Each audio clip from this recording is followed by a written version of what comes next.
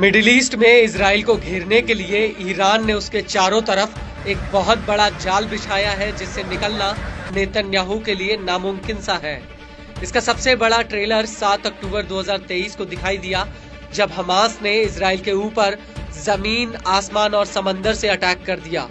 इसके बाद लेबनान का हिजबुल्ला और यमन का हूती इस जंग में कूद पड़े और इन दोनों के बाद सीरिया और इराक प्रतिरोधी समूहों ने इजराइल के खिलाफ मोर्चा खोल दिया, जिसकी वजह से इजराइल चौतरफा युद्ध मोर्चों से घिर गया।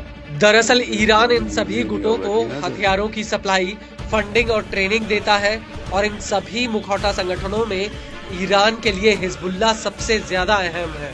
लेकिन सीरिया में बशर अल असद की सरकार गिरने से ईरान को बहुत बड़ा झटका लगा। वो इसलिए क्योंकि ईरान सबसे पहले अपने हथियारों को सीरिया में भेजता था और सीरिया से ये हथियार हिजबुल्ला को भेजे जाते थे।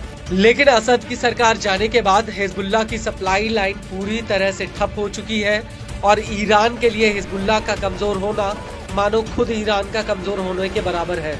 और अब इसी कड़ी में एक बहुत बड़ा खुलासा हुआ है, वो ये है कि अब ईरान हिजबुल्ला को हथियार सप्लाई करने के लिए एक सीधा एयर कॉरिडोर बनाने पर विचार कर रहा है। इसके बनने से हिजबुल्ला को फिर से हथियारों की सप्लाई शुरू हो जाएगी। इस कॉरिडोर को बनाने को लेकर तेहरान में हिजबुल्ला के साथ बातचीत भी चल रही है, जिसकी वजह से पश्चिमी देशों की चिंता बढ़ गई है। पश्चिमी देशों को आशंका है कि सीरिया से अपनी सप्लाई लाइन होने के बाद ईरान एयर कॉरिडोर के जरिए हिजबुल्ला को हथियार भेजने की कोशिश कर सकता है। इसके लिए ईरान लेबनान के बेरूत एयरपोर्ट पर एक लॉजिस्टिक हब बनाने पर विचार कर रहा है, जिससे ईरान से हथियारों को सीधे लेबनान में उतारा जा सके।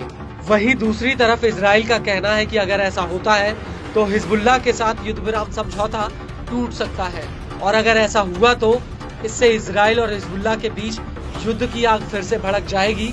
और इजराइल का ये भी कहना है कि वो लेबनान में युद्ध विराम को पूरी तरह से लागू करेगा और अगर जरूरत पड़ी तो इसे ताकत के साथ लागू भी करवाएगा।